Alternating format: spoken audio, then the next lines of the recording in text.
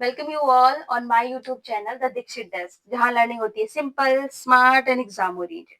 मैं हूं शिवानी दीक्षित और आ गई हूं अपनी नई वीडियो के साथ, जो कि है हमारी न्यू टॉपिक के ऊपर, that is magnetic effect of electric current. तो चलिए बिना कोई देरी किए let's start a new chapter. Okay, so what is magnet?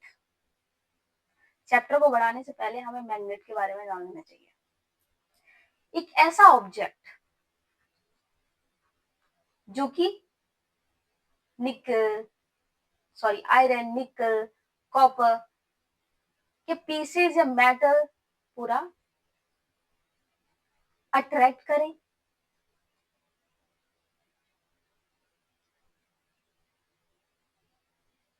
वो होता है हमारा magnet. Okay, that is a magnet. Magnet के बारे में हम जान लेते हैं, इसकी प्रॉपर्टीज के बारे में। इसके दो पोल होते हैं, that is north pole and south pole. जरूरी नहीं है ऐसे ही स्ट्रक्चर हो हर एक मैग्नेट का, बट हम सहूलियत के लिए हमेशा यही डायग्राम देते हैं। ओके, एक मैग्नेट के दो पोल्स होते हैं, that is north pole and south pole. जो लाइक पोल्स होते हैं, दैट इज लाइक पोल से मेरा मतलब है, तात्पर्य है, दैट इज जो north north and south south. Like pole means same same poles, वो एक दूसरे को रिपेल करते हैं। ओके, रिपेल मीन्स एक दूसरे से दूर भागते हैं। एंड जो अनलाइक पोल्स होते हैं, दैट इज नॉर्थ साउथ, वो एक दूसरे को अट्रैक्ट करते हैं, मतलब पास आते ही चिपकते हैं। ओके, ये होती है हमारी मैग्नेट की प्रॉपर्टीज। अपने चैप्टर को आगे बढ़ाने से पहले एक बहुत इंपॉर्टेंट हमारा टॉपिक है, दैट इज मैग्नेटिक कंपास। क्योंकि आगे मैग्नेटिक कंपास का बहुत ज्यादा यूज है, तो उसका यूज करने से पहले हम उसके बारे में जान लेते हैं। What is magnetic compass? Magnetic compass एक स्मॉल मैग्नेट है जो कि निडल के शेप में पाया जाता है। Small magnet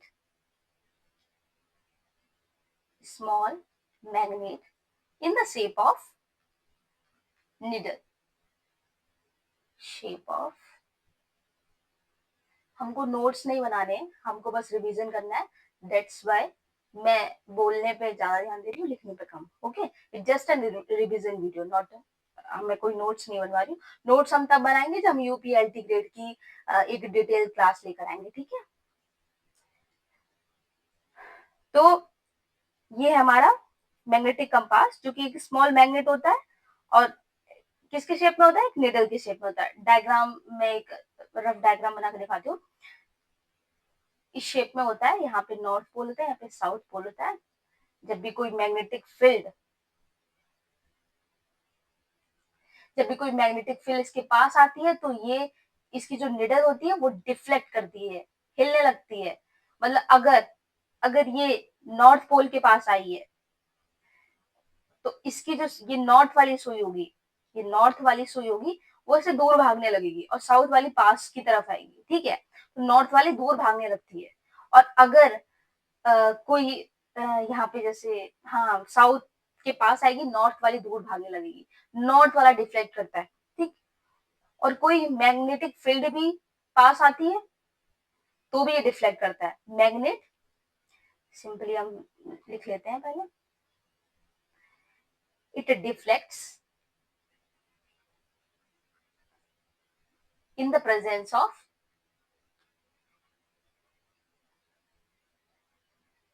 magnet and magnetic field. Okay, और एक चीज और आप समझ लीजिए, जितना स्ट्रॉन्ग हमारा मैग्नेट है या मैग्नेटिक फील्ड होगा ना, उतनी ही स्ट्रॉन्ग इसका डिफ्लेक्शन पाया जाएगा। तो ये बहुत इंपॉर्टेंट है। स्ट्रॉन्गर द फील्ड और magnet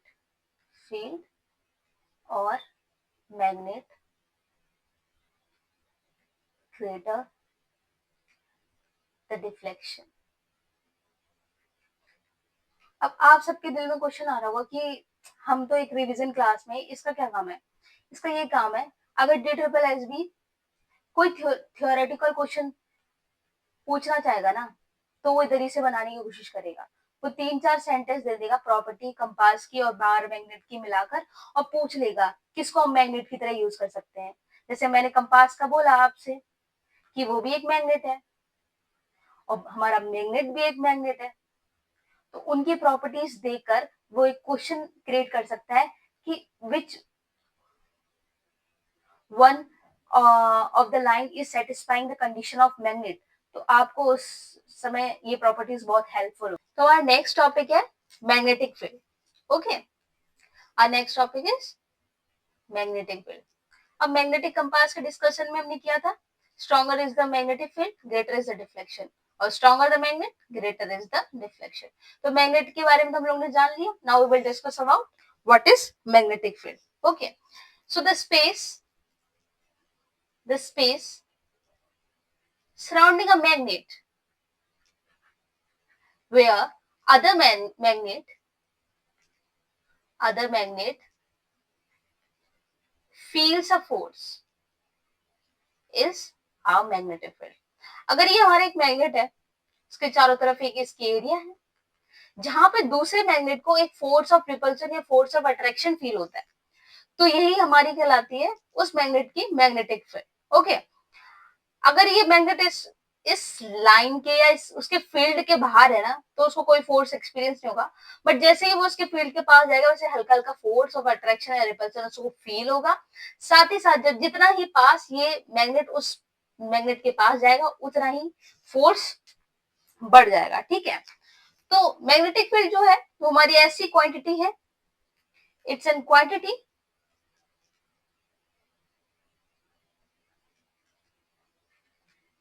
which is both direction as well as magnitude। Direction हम क्या लेते हैं,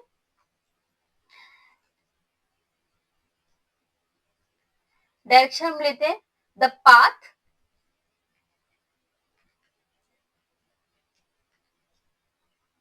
along which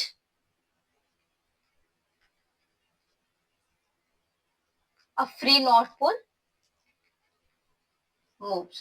ये हम फर्दर डिस्कस करेंगे क्योंकि इसी से अगर हमारा नेक्स्ट टॉपिक इमर्ज होता है, that is magnetic field lines. Okay, magnetic field lines, ठीक है। These are the imaginary lines, imaginary मत काल्पनिक, इमेजिनरी लाइंस ये काल्पनिक लाइंस है along which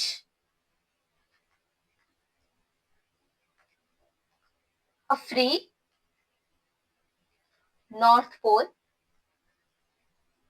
moves। ओके, अब इसको हम डायग्राम से समझेंगे।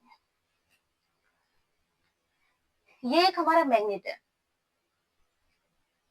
अब ये हो गया इसका नॉर्थ पोल, ये हो गया साउथ पोल।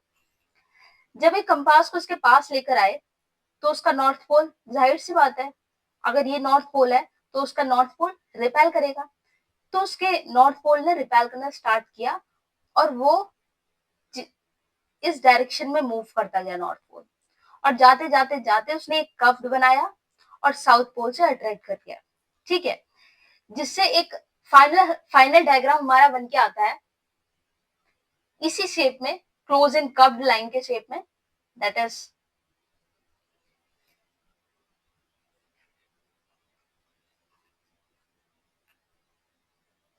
जितने मैग्नेटिक के पास होंगी लाइंस उतनी ही ज्यादा क्लोज होंगी, और जितनी दूर होंगी उतनी ही ज्यादा,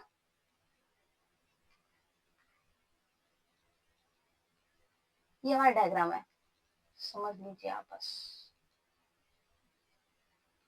ठीक है, दिस इज आवर डायग्राम जहां पे इसका नॉर्थ पोल ये है एंड साउथ पोल ये है। मैग्नेटिक फील्ड लाइंस यहां से जा रही हैं साउथ पोल तक। ओके, ये हो गया हमारा डायग्राम। ओके, इधर से जाएंगी साउथ पोल तक जाएंगी, बट ये हमारा इनकम्प्लीट डायग्राम है, कैसे हम वो आगे डिस्कस करते हैं। हमने मैग्नेट के आउटसाइड तो देख लिया यहाँ पे कि field lines north to south जा रही है, बट लाइंस का ट्रेवल करना यहाँ तक खत्म नहीं होता है, वो साउथ टू नॉर्थ भी जाती है बट मैग्नेट के अंदर से। तो इस हिसाब से जो आउटसाइड मैग्नेट है, मैग्नेट के आउटसाइड है, outside of magnet the direction of magnetic field lines are north to south. But अगर हम इनसाइड की बात करते हैं, डोंट इग्नोर दिस लाइन, अगर हम इनसाइड की बात करते हैं the direction is south to north. Okay, याद रखना इस चीज को, ये प्रॉपर्टीज में आता है सब कुछ मैग्नेटिक फील्ड के लाइंस में, ठीक है। Properties, outside magnet, inside magnet, कौन सी डायरेक्शन है, वो एक क्लोज कर्व्स की तरह होती है। हमने देख लिया एक कर्व फॉर्म होता है, जितनी ही मैग्नेट के पास कर्व बनता है उतनी ही क्लोज बनता है, और जितनी दूर जाता रहता है उतनी ही फील्ड लाइंस दूर होती जाती है, ठीक है।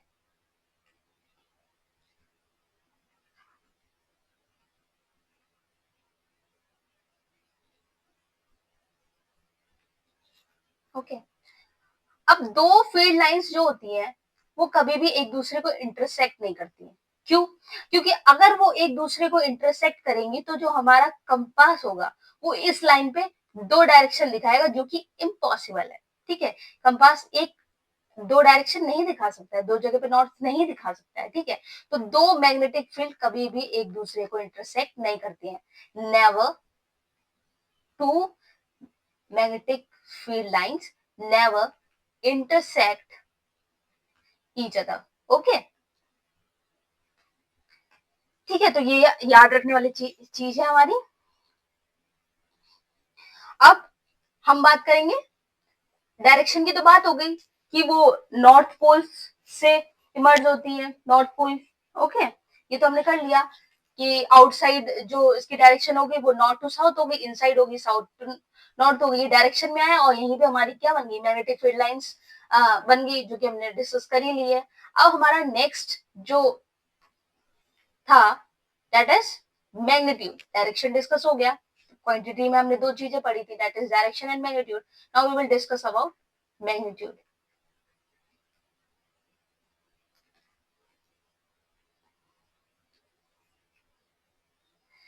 अब मैग्नीट्यूड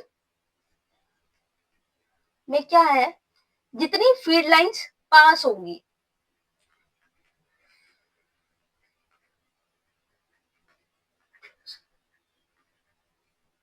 और वी कैन सी क्राउडेड, उतनी ही स्ट्रॉन्ग होंगी, और वो पास, और जितनी दूर होंगी उतनी ही ज्यादा वीक होंगी, स्ट्रॉन्ग वीक। ओके, ये हमारा बार मैग्नेट, जितनी ही पास होंगी मैग्नेट के उतनी स्ट्रॉन्ग होंगी, उतनी ही क्राउडेड होंगी। ओके, और जितनी दूर होंगी उतनी वो एक दूसरे से दूर दूर होंगी, और साथ ही साथ वीक होंगी। ओके, तो ये हो गई हमारी मैग्नीट्यूड की बात। अब दो प्रकार की मैग्नेटिक फील्ड लाइंस होती है, यूनिफॉर्म और नॉन यूनिफॉर्म, वो हम डिस्कस करेंगे जब सोलेनॉइड को पढ़ेंगे, ठीक है। एक एक्सपेरिमेंट है हमारे एनसीईआरटी में कि एक बार मैग्नेट रखा, उसके आसपास एक बार मैग्नेट हम लोग ने प्लेस किया, उसके आसपास that is north, that is south, उसके आसपास आयरन्स के फिलिंग्स को अरेंज कर दिया, ठीक है। थोड़ा एक पेपर में कर दिया और उसको हल्का सा शेक किया, तो उन्होंने एक स्ट्रक्चर बना लिया ऐसे कर्व फॉर्म में, और यही क्या होती है हमारी, ये हमारी दिखाती है मैग्नेटिक फील्ड लाइंस, जो कि हम इमेजिनरी लाइंस की बात कर रहे थे, वो इस एक्सपेरिमेंट के थ्रू हमारी एनसीईआरटी में प्रेजेंट है। ओके, तो ये ऐसे हम लोग जो आयरन की फिलिंग्स है, जो आयरन का पाउडर सा सब्सटेंस है, वो जब एक बार मैग्नेट के पास डाला जाता है या प्लेस किया जाता है, तो वो एक इस स्ट्रक्चर में अपने आप को अरेंज कर लेता है, और यही क्या होती है हमारी, ये होती है हमारी मैग्नेटिक फील्ड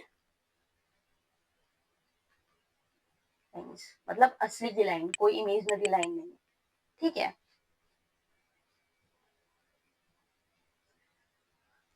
ओके।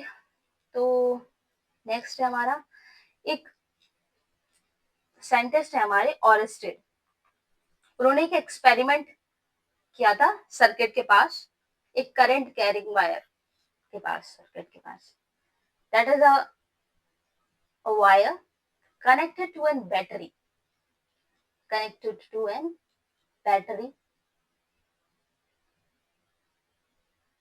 ये हो गया हमारा बल्ब,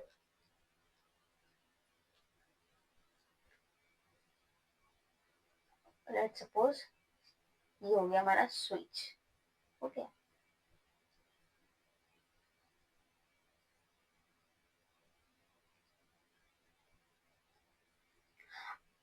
अब क्या होता है, ऑरेस्टेड ने ये एक्सपेरिमेंट किया कि जब भी इस स्विच को हम क्लोज कर दें और एक बार मैग्नेट को इस वायर के पास से, एक कंपास को इस वायर के पास से गुजारे, तो उसकी जो निडल होती है वो डिफ्लेक्ट करने लगती है। किसने बताया था, ऑरेस्टेड, ये ऑरेस्टेड का एक्सपेरिमेंट है। ठीक है, याद रखना साइंटिस्ट का नाम, कि जब भी करंट कैरिंग कंडक्टर से या करंट कैरिंग वायर से, करंट कैरिंग वायर से के पास हम अपना कंपास ले जाते हैं तो उसकी निडल डिफ्लेक्ट करने लगती है। डायरेक्शन की बात हम बाद में करेंगे कि किस डायरेक्शन में डिफ्लेक्ट करती है, बट डिफ्लेक्ट करती है, जिससे हम क्या कहते हैं कि एक करंट कैरिंग वायर भी किसकी तरह वर्क कर रहा है, एक मैग्नेट की तरह वर्क कर रहा है। ओके, ये हो गया हमारे किसका एक्सपेरिमेंट, ऑरेस्टेड का। अब हम बात करेंगे इसके डायरेक्शन के बारे में, कि कैसे पता करेंगे कि what is the direction of the current carrying wire. तो उसके लिए आप लोगों ने पढ़ा होगा right hand thumb rule. Suppose इसके लिए तो हमें थंब ही बनाना पड़ेगा, ये हमारा थंब है, और फिंगर्स।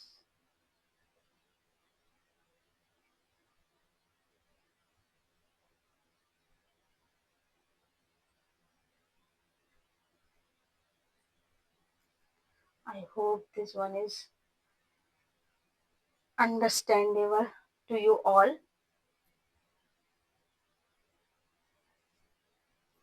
ये हो गया हमारा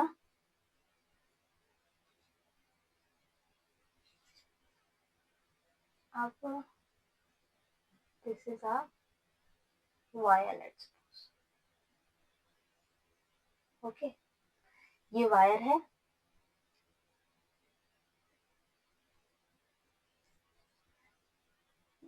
आई थिंक इतना सही है।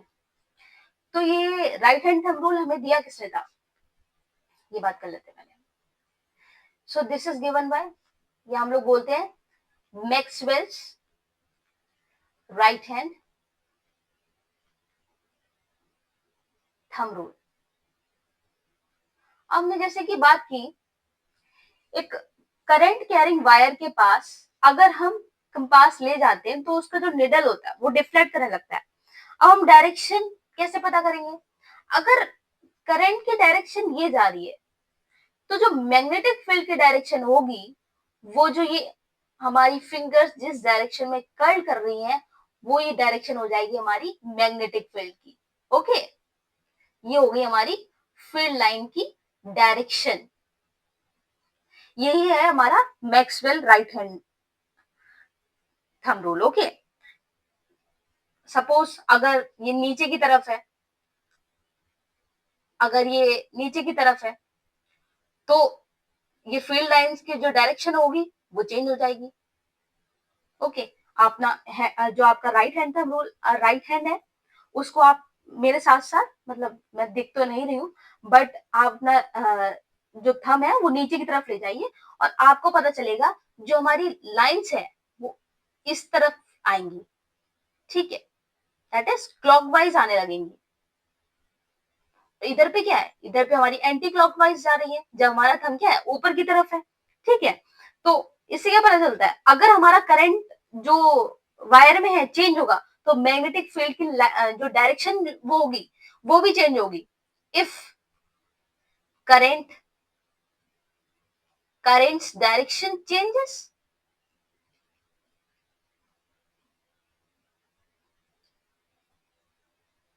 direction of magnetic field also changes. Direction of magnetic field line field will also change. Okay, तो ये तो हो गया हमारा राइट हैंड थंब रूल।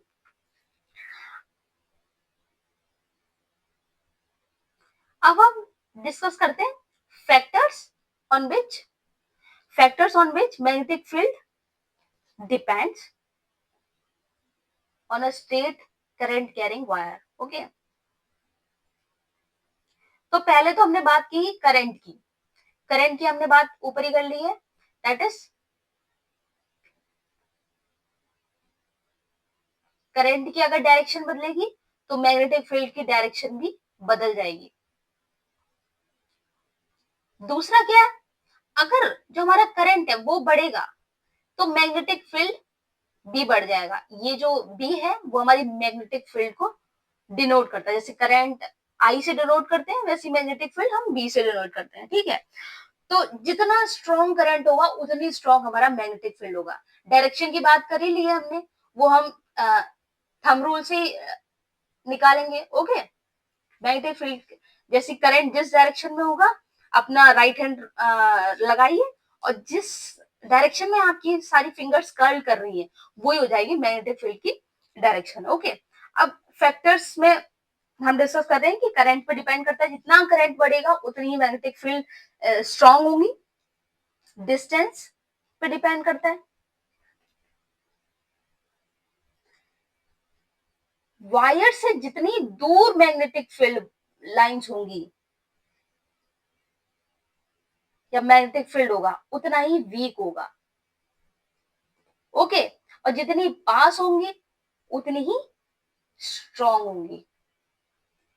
तो डिस्टेंस पे डिपेंड करता है। और तीसरा तो हमारा वो चेंज इन डायरेक्शन हमने बता ही दिया, ठीक है, कि डायरेक्शन चेंज होगी अगर करंट की तो हमारी मैग्नेटिक फील्ड भी करंट मैग्नेटिक फील्ड की डायरेक्शन भी चेंज हो जाएगी। ओके, अब हम डिस्कस करेंगे एक्टिविटी है एक हमारी, एक एक्टिविटी है जहां पर करंट वायर प्लेस ओवर का। अच्छा, ये वही एक्टिविटी है जहां पे हम लोगों ने ये जो डायरेक्शन डिस्कस किया ना कि अगर करंट की डायरेक्शन ये होगी तो क्लॉकवाइज था, एंटी क्लॉकवाइज था। तो डायरेक्शन को समझाने के लिए कि अगर हम वायर में करंट की डायरेक्शन चेंज करेंगे तो मैग्नेटिक फील्ड की डायरेक्शन भी चेंज होगी। तो ये हम लोग मेन मुद्दा होता है समझना, तो वो हम समझ लिए। तो चलिए इसके साथ हमारा नेक्स्ट टॉपिक है magnetic field pattern due to a circular loop current carrying current. Okay, तो हम बात करेंगे अब एक सर्कुलर लूप की। हाँ वेट, शेप मिल जाएगा ना ज्यादा आसान रहेगा।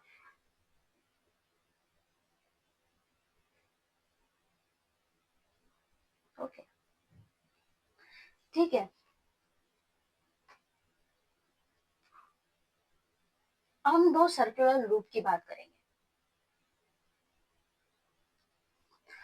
इसमें हम करंट फ्लो कराएंगे क्लॉकवाइज डायरेक्शन में। ये हमारा क्लॉकवाइज है, क्या फ्लो करेंगे करंट।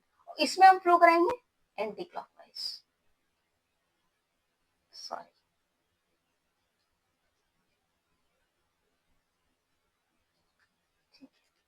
यहाँ पे भी हम क्या यूज करेंगे पहले, Maxwell right hand thumb rule. Right, बहुत ज्यादा काम आने वाला है ये रूल। अगर डायग्राम दे दिए ना किसी भी क्वेश्चन में, और ऐसे ही क्वेश्चन दे दिया कि सर्कुलर लूप में आप बताइए कि इस साइड कि कौन सा पोल है इस साइड पे, ठीक है, क्वेश्चन ऐसे आ सकता है कि आप जिस तरफ देख रहे हैं, मैं ही पूछ रही हूँ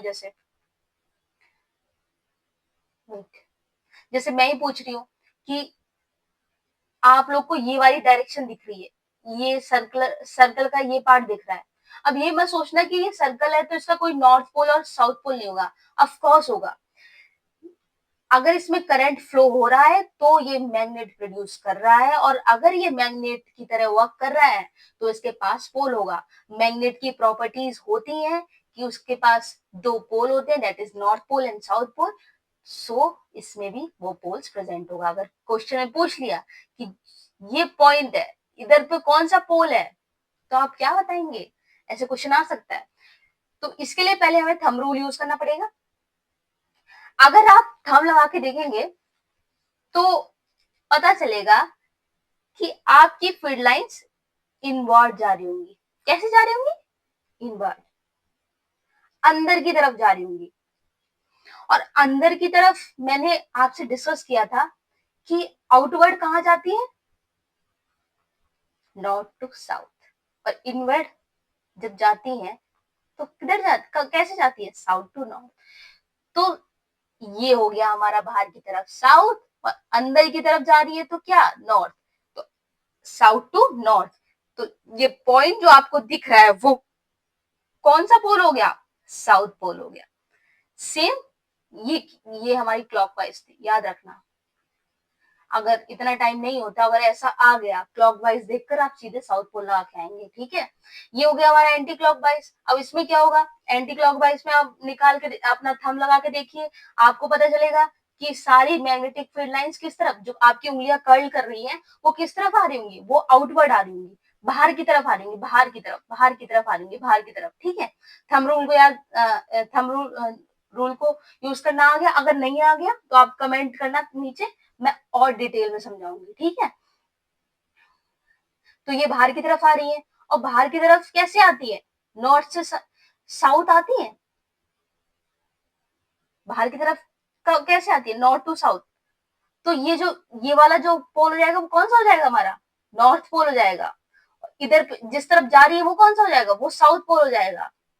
आप इधर से रहिए, इधर से।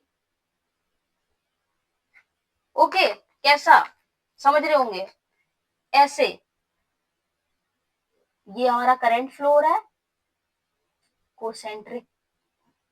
अच्छा, आपको ये चीज बताना जरूरी हो गया, ये मैंने अभी आपको बताया नहीं, ये भी मैं बताऊंगी अभी। जैसे अगर ये करंट फ्लो हो रहा है तो कैसे आ रही होंगी? ऐसे आ रही होंगी। तो ये क्या हो गया हमारा? North pole. और कहां से आती है नॉर्थ पोल? साउथ से आती है।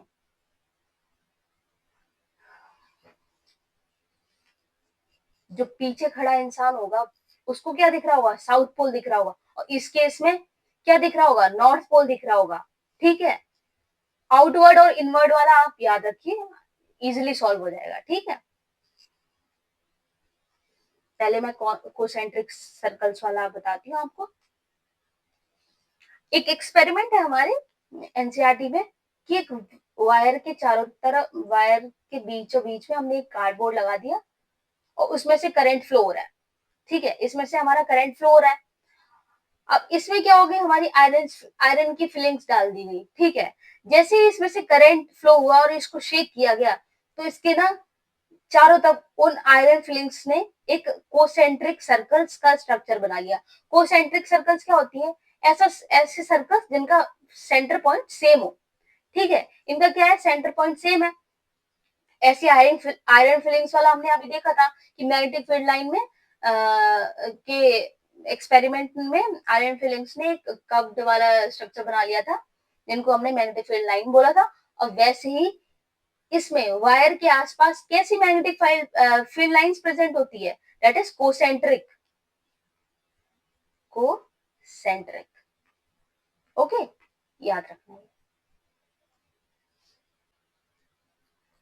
अब मुझे लगता है कि मैंने एक्सप्लेनेशन में ज्यादा टाइम ले लिया है, तो मैं अब जस्ट एक रिवीजन की तरह आप सबको बताती जाऊंगी। I will not explain anything further, क्योंकि बहुत टाइम टेकिंग लग रहा है और आप लोग रिवीजन की उससे दिखोगे, ना कि नई नई चीजें जानने की उससे, क्योंकि क्वेश्चन सिंपल एक लाइन में आएगा, ज्यादा एक्सप्लेन करके तो चीजें नहीं पूछ जाएंगी। अगर डिटेल में आंसर लिखना होता शॉर्ट नोट या लॉन्ग आंसर में, तो हमको एक्सप्लेनेशन की ज्यादा जरूरत होती। तो अब हम लोग डिस्कस कर लेंगे जो हम लोग यहाँ पे छोड़ के आए थे कि सर्कुलर लूप के बारे में। सर्कुलर लूप का जो मैग्नेटिक फील्ड है वो किस किस पे डिपेंड करता है? वो डिपेंड करता है करंट पे। करंट बढ़ेगा तो मैग्नेटिक फील्ड की स्ट्रेंथ बढ़ेगी। सेकेंडली जो नंबर ऑफ टर्न्स है वो बढ़ेंगे तो मैग्नेटिक फील्ड बढ़ेगी, और रेडियस अगर घटेगी, जो इस सर्कल की जो रेडियस है वो घटेगी, तो मैग्नेटिक फील्ड बढ़ेगी। ठीक है, अब हम हमारा नेक्स्ट टॉपिक क्या है? सोलेनॉइड। ओके, सोलेनॉइड क्या है? A coil of a coil of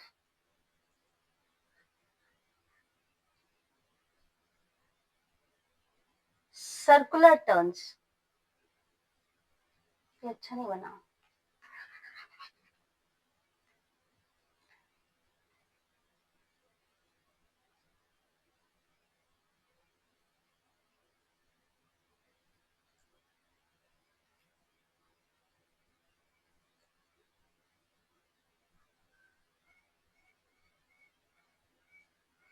circular turns insulated copper wire के,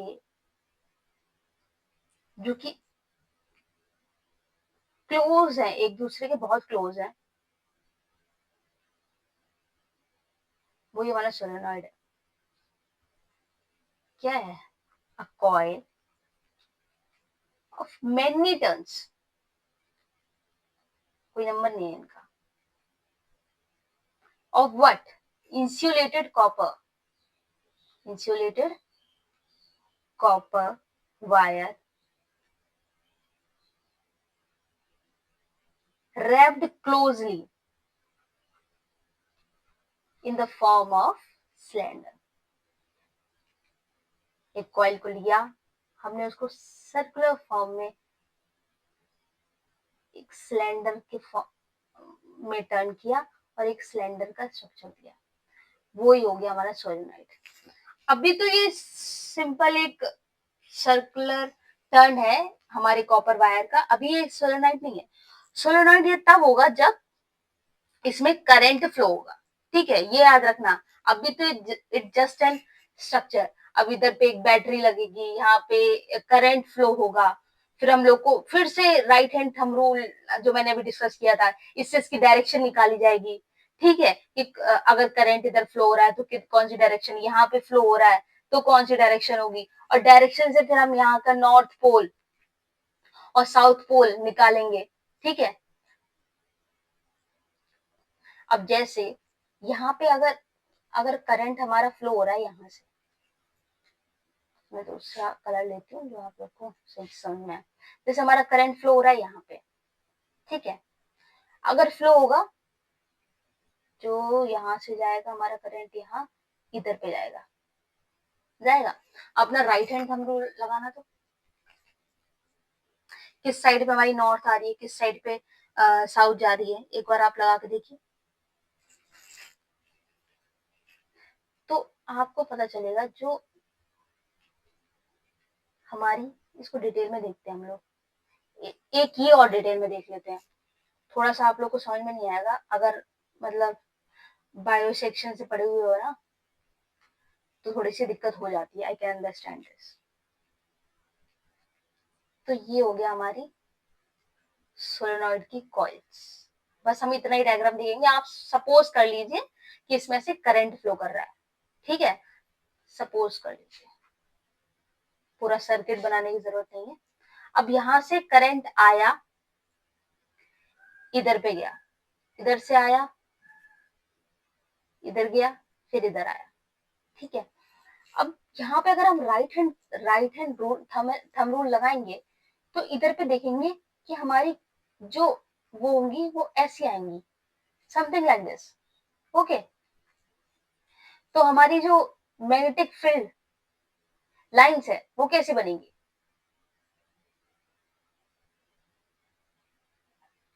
हम इन सब की लेकर चलेंगे, एक की अलग से नहीं बनानी है। वेट, ये जो अंदर लाइंस है ना, उसको भी हम डिस्कस करने वाले हैं। ये है हमारी magnetic field lines of solenoid. अंदर की तो मैंने डॉटेड डॉटेड स्ट्रक्चर बनाई क्योंकि हमारा डायग्राम खराब हो जाता। ये जैसे हमारे नीचे है वैसे सेम हमारा ऊपर होगा स्ट्रक्चर, सेम ये ऊपर भी जाएंगी ऐसे।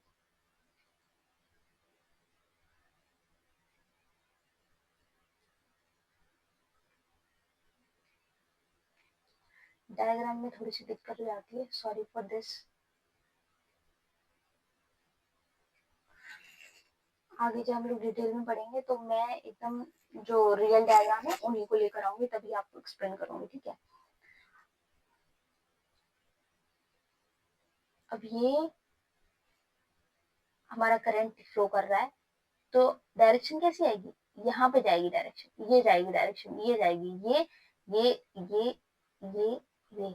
आप थंब रूल लगा के देखिए, इस एरो को पकड़िए, आ रही है हमारी ऐसी। अगर थंब इधर जा रहा है तो मैग्नेटिक फील्ड लाइंस ऐसी जा रही है, ऐसी आ रही है हमारी उंगलियां। कब जो हमारा उंगलियों का कब सरफेस है वो ऐसी बन के आ रहा है, यही जा रही है। सेम अगर यहाँ पे हम लगाएंगे तो ऐसा होगा। अगर इस वाले एरो को लेंगे तो कौन सा वाला, यहाँ पे तो हमने ऊपर वाला लिया, इधर पे नीचे वाला लेंगे तो ऐसे बन के आ रही है। लगा के देखिए एक बार आप।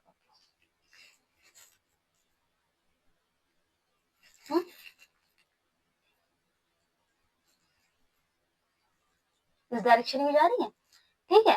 तो यहाँ पे हमने देखा कि मैग्नेटिक फील्ड लाइंस यहाँ से यहाँ तक जा रही है, यहाँ से यहाँ जा रही है, और इनसाइड में कहां से कहां तक जाती है, साउथ से नॉर्थ जाती है।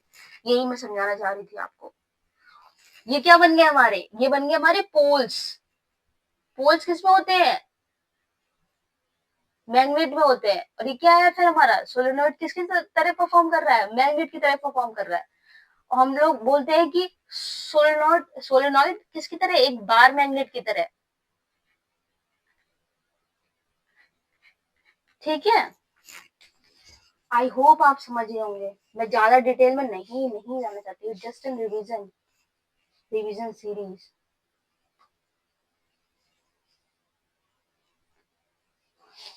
अब स्ट्रेंथ ऑफ मैग्नेटिक फील्ड की बात करेंगे हम, इसमें कहाँ पे ज्यादा होती है कहाँ पे कम होती है सोलेनोइड में। मैं दोबारा नहीं बनाने वाली। ये इनसाइड है जहाँ पे लाइंस कैसी जा रही थी, ऐसी जा रही थी, एक दूसरे के पैरेलल जा रही थी। और बाहर कैसी जा रही थी, कव्ड कव्ड फॉर्म में जा रही थी। कैसी जा रही थी, कव्ड फॉर्म में जा रही थी, और धीरे धीरे वो एक दूसरे से दूर हो जाती थी। पर जो इनसाइड जो पैरेलल लाइंस है उनको हम क्या कहते हैं, यूनिफॉर्म लाइंस कहते हैं।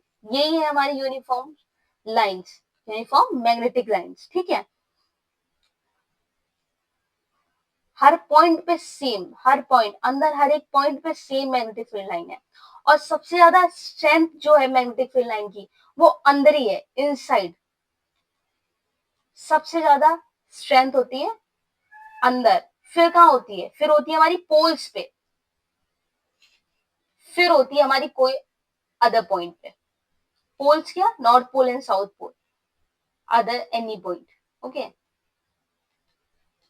तो ये याद रखना, ये भी आ सकता है हमारे क्वेश्चन में कि एक डायग्राम दे दिया, पॉइंट्स दे दिए कि पॉइंट ए, क्योंकि एनसीईआरटी में है ऐसा क्वेश्चन, ए और पॉइंट बी और पॉइंट सी यहाँ पे, तो सबसे ज्यादा कहाँ पे होगा। और एक सीरीज दे दिया A B C, C B ए, तो आपको पता होना चाहिए कि कहाँ पे सबसे ज्यादा स्ट्रेंथ होगी। किधर पे है सबसे ज्यादा, इधर पे है मिडल में। सोलेनोइड के सोलेनोइड के अंदर सबसे ज्यादा स्ट्रेंथ है, किधर, सोलेनोइड के अंदर सबसे ज्यादा स्ट्रेंथ है। फिर पोल्स पे है, फिर कोई अलग अदर पॉइंट, यहाँ भी हो सकता है, यहाँ भी हो सकता है, कहीं भी हो सकता है। अगर क्वेश्चन उसे देना होगा कहीं भी दे देगा, ठीक है। ये होगी हमारी स्ट्रेंथ की बात। अब देख लेते हैं किस किस पे डिपेंड करती है सोलेनोइड की स्ट्रेंथ। एक तो नंबर ऑफ टर्न्स, जो कि हर जगह पे डिस्कस कर चुके हैं हम कि नंबर ऑफ टर्न्स बढ़ता है तो हर चीज बढ़ती है, स्ट्रेंथ बढ़ती है, मैग्नेटिक फील्ड बढ़ता ही बढ़ता है। ठीक है, तो नंबर ऑफ टर्न्स बढ़ेंगे तो मैग्नेटिक फील्ड बढ़ेगा, और अगर करंट बढ़ेगा तो मैग्नेटिक फील्ड बढ़ेगा। जो कॉइल्स के टर्न्स हैं उनके बीच का जो गैप है वो कम होगा, कम, तो मैग्नेटिक फील्ड बढ़ेगा। मतलब ये ऐसा ना होकर बहुत चिपका चिपका होगा आपस में, एकदम ऐसे ऐसे ऐसे ऐसे ऐसे, तो ये मैग्नेटिक फील्ड बढ़ेगा। ठीक है, ठीक है, इन सब चीजों पे हमारा सोलेनॉइड डिपेंड करता है। हमारा नेक्स्ट टॉपिक क्या है? इलेक्ट्रोमैग्नेट।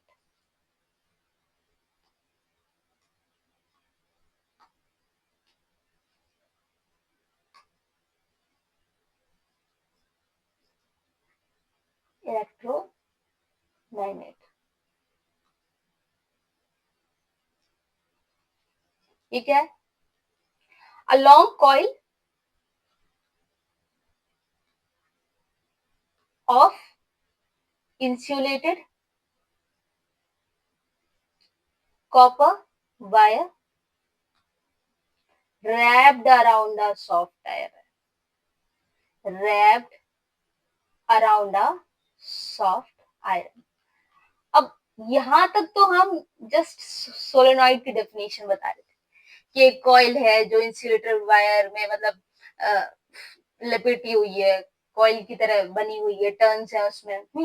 बट जैसे हमने सॉफ्ट आयरन की बात कर ली, अगर वो सॉफ्ट आयरन के ऊपर लिपटा हुआ है तो वो किसकी तरह परफॉर्म करने लगता है? एक इलेक्ट्रोमैग्नेट की तरह परफॉर्म करने लगता है, तब वो सोलेनॉइड नहीं रहा है। अगर सोलेनॉइड के जो बीच में हॉलो स्ट्रक्चर है, ये हॉलो स्ट्रक्चर है, अगर यहाँ पे हमने एक कॉइल प्लेस कर दी सॉफ्ट आयरन की,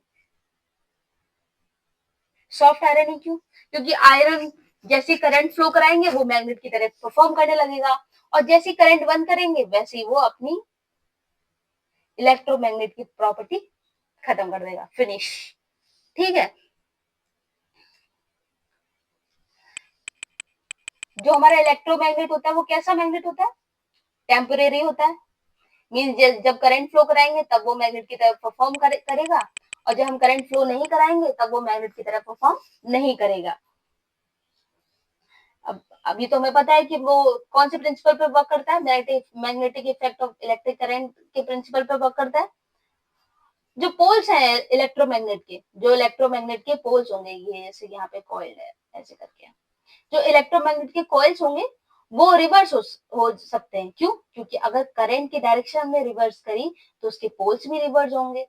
जैसे सोलेनॉइड में अगर हम लोग देख रहे थे, हम लोग ने डायरेक्शन निकाली कि करंट इस तरफ फ्लो हो रहा था, तो जाकर यहाँ पे साउथ पोल और नॉर्थ पोल यहाँ पे बनना था। बट अगर करंट उल्टा हो जाए तो यहाँ पे नॉर्थ पोल हो जाएगा, यहाँ साउथ पोल होगा। Same goes with electromagnet. ठीक है, तो इसके जो पोल्स होंगे वो हमारे रिवर्स हो जाते हैं। अब स्ट्रेंथ ऑफ इलेक्ट्रोमैग्नेट डिपेंड किस किस पे करती है? स्ट्रेंथ हमारी डिपेंड करती है सेम जैसे सोलेनॉइड के हमने देखे थे, नंबर ऑफ टर्न्स बढ़ता है तो मैग्नेटिक फील्ड बढ़ता है, करंट बढ़ता है, ये सबका सेम है लगभग, इसमें ज्यादा आपको दिमाग लगाने की जरूरत है नहीं। बट क्वेश्चन बन सकता है तो आप यहाँ इतना मतलब याद तो रखिए कि ऐसा ऐसा होगा तो। अब गैप रिड्यूस होंगे तो मैग्नेटिक फील्ड बढ़ेगा।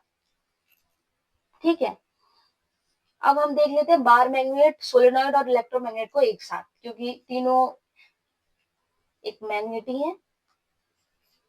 एक साथ देख लेते हैं एक बार किस किस को। बार मैग्नेट हो गया, सोलेनॉइड हो गया, और क्या हो गया? इलेक्ट्रोमैग्नेट हो गया। जस्ट 30 सेकेंड में। ये परमानेंट है, ये क्या है? ये टेम्परेरी है, ये भी टेम्परेरी है। ये नेचुरल है, दैट इज नेचुरल। इसमें इलेक्ट्रिक करंट फ्लो होता है, करंट फ्लो होता है तो ये मैग्नेट की तरफ परफॉर्म करने लगता है, और इसमें करंट फ्लो होता है with iron core in the between, तो ये मैग्नेट की तरफ परफॉर्म करता है। ये परमानेंट एंड फिक्स, ये तो हमने बात कर ही ली है। स्ट्रॉन्गर, ये किससे स्ट्रॉन्ग है? ये सबसे ज्यादा स्ट्रॉन्ग कौन सा है? सोलेनोइड से स्ट्रॉन्ग है हमारा इलेक्ट्रोमैग्नेट, ये तो रहता ही है स्ट्रॉन्ग। अगर बार मैग्नेट,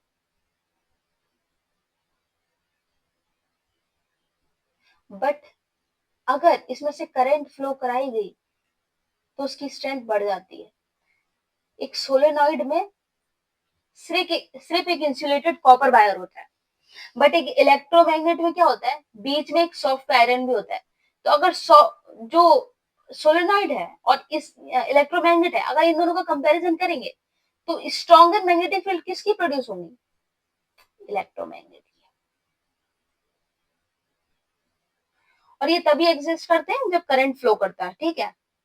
ये परमानेंट एंड फिक्स्ड है, ये तुमने देख लिया।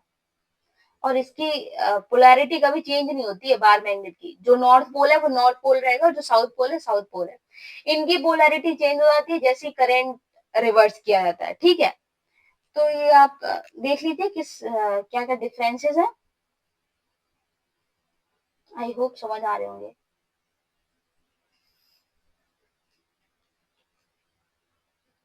मैं कोशिश करूंगी आगे क्वेश्चन ही क्वेश्चन लेकर आऊं, क्योंकि मुझे लगता है कि वीडियो बहुत बड़ी हो जाती है। अब क्या है, हम लोग क्या जानेंगे?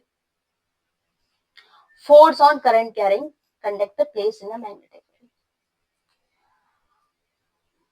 Our next topic is force on a current carrying conductor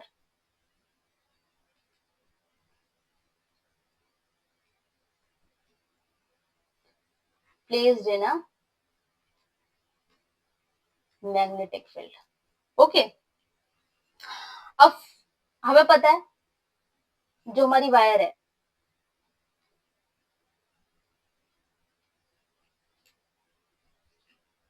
जो हमारी वायर है वो एक मैग्नेट की प्रॉपर्टीज डेवलप करती है। हम पहले देख चुके हैं कि वो जैसे कंपास की नीडल उसके पास आती है वो डिफ्लेक्ट करने लगती है। अब ये फोर्स क्यों एक्सपीरियंस करेगा? जब एक करंट कैरिंग वायर के पास कोई एक दूसरा मैग्नेट आता है तो इसके मैग्नेटिक फील्ड को एक फोर्स एक्सपीरियंस होता है। ये हम पहले कहीं पे डिस्कस कर चुके हैं। कहाँ डिस्कस कर चुके हैं? मैग्नेटिक फील्ड में। जब एक मैग्नेट की मैग्नेटिक फील्ड के पास दूसरा मैग्नेट आता है तो उसको एक फोर्स फील होता है, whether it is force of repulsion, force of attraction. Same goes with the wire, क्योंकि वायर भी एक मैग्नेट की प्रॉपर्टी दिखाता है जब उसके अंदर से करंट फ्लो होता है।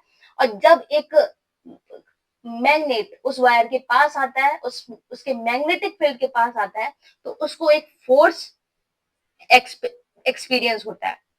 अब इसकी फोर्स की हम डायरेक्शन देखेंगे। इस फोर्स की डायरेक्शन, जैसे मैग्नेटिक फील्ड की डायरेक्शन हमने देख ली थी कि अगर यहाँ पे करंट फ्लो कर रहा है तो जो राइट हैंड की जो उंगलियां जिस साइड पे कर्ल कर रही हैं वो ही मैग्नेटिक फील्ड की डायरेक्शन हो जाती है। अब बात करेंगे आई की, हो गई बात हो गई बी की। अब बात किसकी करेंगे हम? एफ की। अब इसकी बात करने के लिए हम लोगों ने कौन सा रूल पढ़ा है अपनी एनसीईआरटी में? Fleming's left hand rule. Okay, तो हम बात करेंगे किसकी? फ्लेमिंग्स लेफ्ट हैंड रूल की।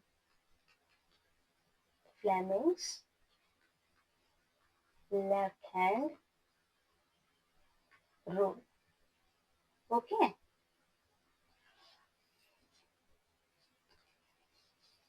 फ्लेमिंग लेफ्ट हैंड रूल के अकॉर्डिंग, अगेन मुझे थंब बनाना पड़ेगा। Okay, this is our thumb.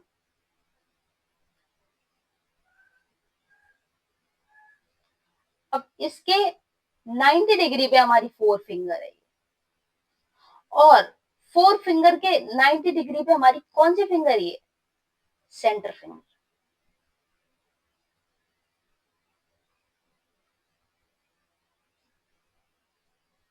और जो बाकी जो हमारी फिंगर्स बची है वो कर्ल्ड रहेंगे आपस में, उनका कोई यूज नहीं है इस वाले रूल में। ये हैंड की तरह तो लग नहीं रहा, but I will try my best again.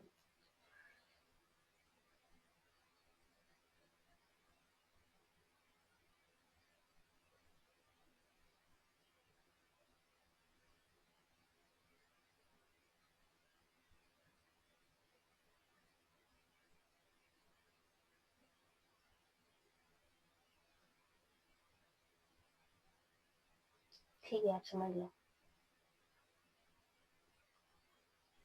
ये हो गई हमारी थंब, ये हो गया हमारा फोर फिंगर, और ये हो गई हमारी सेंटर फिंगर। ठीक है, इसकी डायरेक्शन ऐसी होती है, एक दूसरे के 90 डिग्री पे होंगे। This is our thumb, this is our four finger, this is centre finger. Okay, एक दूसरे के 90 डिग्री। जो हमारी थंब होती है वो दिखाती है फोर्स की डायरेक्शन, और जो हमारे फोर फिंगर है वो दिखाएगी मैग्नेटिक फील्ड की direction. Force, magnetic field and जो हमारा करंट है वो कौन दिखाएगा? This will be shown by our centre finger. Okay, अब हम कुछ एग्जांपल्स देखेंगे कि पता करेंगे कि कैसे हम जानेंगे कि किस डायरेक्शन पे फोर्स है। आप लोग जानेंगे क्योंकि ऐसे क्वेश्चन बन सकते हैं।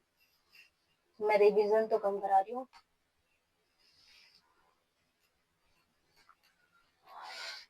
चलिए, जैसे कुछ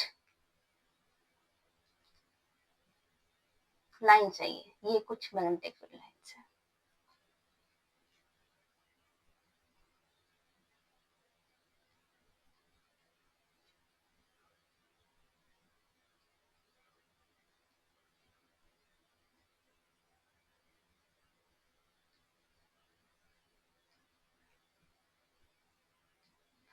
ठीक है, ये क्या है? ये हमारी मैग्नेटिक फील्ड लाइंस की डायरेक्शन बी, और इसमें करंट किस डायरेक्शन में फ्लो कर रहा है? ऊपर। अब आपको क्या करना है, अपना लेफ्ट हैंड उठाना है, लेफ्ट हैंड की पाम देखना है, उसमें thumb, four finger and the centre finger तीनों को 90 डिग्री पे लगाना है। मतलब पता ही होगा आपको, थंब को फोर फिंगर के 90 डिग्री पे, और जो हमारी फोर फिंगर है उसको सेंटर फिंगर के 90 डिग्री में लगाइए। अब जो हमारी फोर फिंगर है उसकी डायरेक्शन, सबसे पहले हम करंट की डायरेक्शन लेंगे। करंट कहां पे जा रहा है हमारा? ऊपर जा रहा है। अब ऊपर ऐसे करिए कि जो मैग्नेटिक फील्ड है, मैग्नेटिक फील्ड है वो हमारे एरो की तरफ जाए। किस तरफ जाए? देखो, मैं कर्सर रखती हूँ, ठीक है। आप अपनी पहले सेंटर फिंगर ऐसे प्लेस करिए कि जो करंट है वो ऊपर की तरफ जाए। सबसे पहले सेंटर फिंगर को प्लेस करिए, इजी हो जाता है। फिर उसके बाद हाथ को ऐसे घुमाएं कि जो मैग्नेटिक फील्ड है वो इस साइड पे जाए, इस डायरेक्शन पे जाए। ठीक है, तो आपको पता चलेगा कि जो आपका थंब है वो स्क्रीन के अंदर की तरफ घूम रहा है। मतलब जो मेरा डायग्राम है उसके अंदर की तरफ जा रहा है थंब। स्क्रीन के पास लगाइए अपने फोन के, तो आपको पता चलेगा, है ना। इससे क्या पता चल रहा है कि जो फोर्स की डायरेक्शन है वो क्या है? इनवर्ड है। इस डायरेक्शन, ये सेम डायग्राम भी आ सकता है क्वेश्चन में। तो इसमें जो डायरेक्शन क्या होगी फोर्स की, वो इनवर्ड होगी। अब हम नेक्स्ट एग्जांपल देखते हैं। नेक्स्ट एग्जांपल में मैग्नेटिक फील्ड लाइंस हम सेम रखते हैं यही, बट करंट की जो डायरेक्शन है वो चेंज कर देंगे। अब मैंने क्या कहा है कि सबसे पहले हम क्या देखेंगे? करंट देखेंगे। अब करंट को अगर हमने नीचे की तरफ कर दिया, मैग्नेटिक फील्ड लाइन इसी सेम की इसी तरफ है, इसी तरफ है, और अगर हमने थंब को बाहर की तरफ निकाला है, थंब ऑटोमेटिकली बाहर आएगा, निकालना ही नहीं पड़ेगा। तो ये क्या डायरेक्शन हो गई फोर्स की? ये हो गई हमारी आउटवर्ड। आई होप आपको समझ में आ रहा हो, क्योंकि इससे इजी तरीका तो नहीं समझ में आएगा। मैं कह रही हूँ सबसे पहले आपको करंट की डायरेक्शन में अपनी उंगली प्लेस करनी है, ऑटोमेटिकली सारी उंगली प्लेस हो जाएंगी। बट ध्यान रखना कि एक दूसरे को थंब, फोर फिंगर और सेंटर फिंगर को एक दूसरे के 90 डिग्री पे बना के रखना। लाइक ये हमारा थंब है तो फोर फिंगर के 90 डिग्री में, ये होता है 90 डिग्री, वेट, ये होता है 90 डिग्री। तो फोर फिंगर के 90 डिग्री पे, और जो हमारी सेंटर फिंगर है वो इसके 90 डिग्री पे। ठीक है, तो ये ध्यान रखना, बस फिर सॉल्व हो जाएगा। अब आपकी इस डायग्राम में जो करंट है वो नीचे की तरफ जा रहा है, तो अपनी जो सेंटर फिंगर है वो नीचे की तरफ करिए, और जो हमारी फोर फिंगर है वो इस तरफ होगी। और देखना फोर्स किस तरफ आ रहा है, हमारा थंब किस तरफ आ रहा है, आउटवर्ड आ रहा है। अब ये तो हमारे हो गए। अब मैग्नेटिक फील्ड की डायरेक्शन चेंज करते हैं, करंट की भी चेंज होगी। अब अपना जो सेंटर फिंगर है इसको आप इस डायरेक्शन में प्लेस करिए जिस डायरेक्शन में करंट फ्लो हो रहा है। मैग्नेटिक फील्ड लाइंस ऊपर जा रही होंगी, फोर्स किस साइड आ रहा है, आपका थंब किस तरफ आ रहा है, आउटवर्ड आ रहा है। ठीक है, तो ये हो गई हमारी फ्लेमिंग्स लेफ्ट हैंड रूल। बहुत इजी है बट बहुत ही ज्यादा इंपॉर्टेंट है, क्योंकि क्वेश्चन बन सकता है। और अगर आप कुछ ट्रिक्स, जैसे मैंने कहा ना कि आई आई की डायरेक्शन सबसे पहले यूज करो, तो इससे क्वेश्चन जल्दी सॉल्व हो जाता है। अगर अगर आप पहले मैग्नेटिक फील्ड देखने लगे ना, तो आप देख लेना बेशक आपको बहुत ज्यादा दिक्कत होगी। सबसे पहले आप करंट की डायरेक्शन देखिए। अगर करंट की डायरेक्शन नहीं दी है तो सबसे पहले आप किसकी डायरेक्शन देखेंगे, फोर्स की डायरेक्शन देखेंगे। चलिए इसी के साथ देखते हैं हम कौन कौन से फैक्टर्स हैं जिसपे फोर्स डिपेंड करते हैं। तो हम बहुत जल्दी देखेंगे कौन कौन से हैं। एक करंट हो गया, करंट बढ़ेगा फोर्स बढ़ेगा, मैग्नेटिक फील्ड बढ़ेगा तो फोर्स बढ़ेगा, और अगर वायर की लेंथ बढ़ेगी तो फोर्स बढ़ेगा। एंगल ये देख लीजिए, जो 90 डिग्री एंगल होता है ना आई और बी के बीच में, फोर्स और बी के बीच में जो 90 डिग्री एंगल, सबसे ज्यादा 90 डिग्री एंगल पे अगर प्लेस्ड है एक दूसरे के तो सबसे ज्यादा फोर्स लगेगा। ठीक है, करंट और मैग्नेटिक फील्ड। ठीक, तो इन सब चीजों पर डिपेंड करेगा। अब एक बार हम बहुत जल्दी से देखते हैं डीसी और एसी, जो भी हमारे एनसीईआरटी में। अब डीसी क्या है, डायरेक्ट करंट, फुल फॉर्म तो पता ही होगा, और ये हमारा अल्टरनेटिव करंट।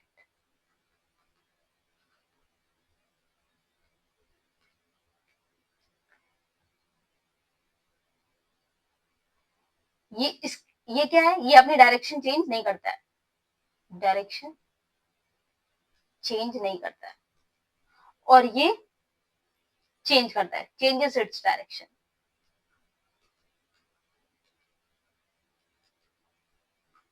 इसके साथ क्या है, ये हमारी सेल बैटरी से ऑब्टेन होती है डीसी करंट, डायरेक्ट करंट। ये इलेक्ट्रिक पावर हाउस मान लेंगे हम, पावर प्लांट्स मान लेंगे। ठीक है, इलेक्ट्रिक पावर प्लांट्स, वहां से हमारे घरों में एसी ही आता है, अल्टरनेटिंग करंट ही आता है।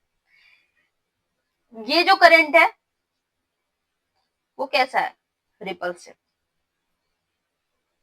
फेंक देता है पीछे। दिस इज अट्रैक्टिव,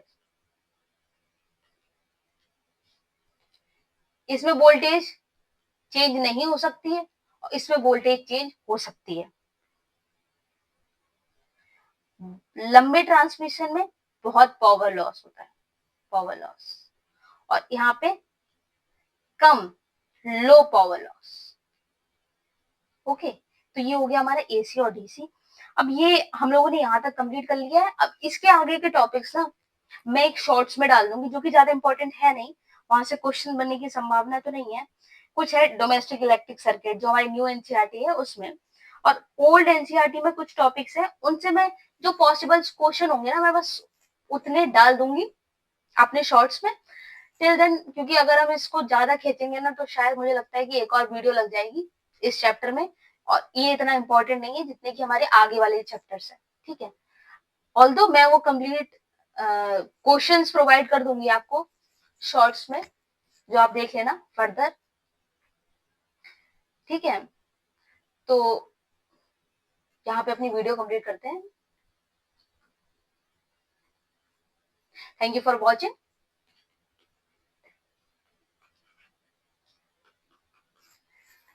अगर वीडियो पसंद आई तो लाइक करिए, शेयर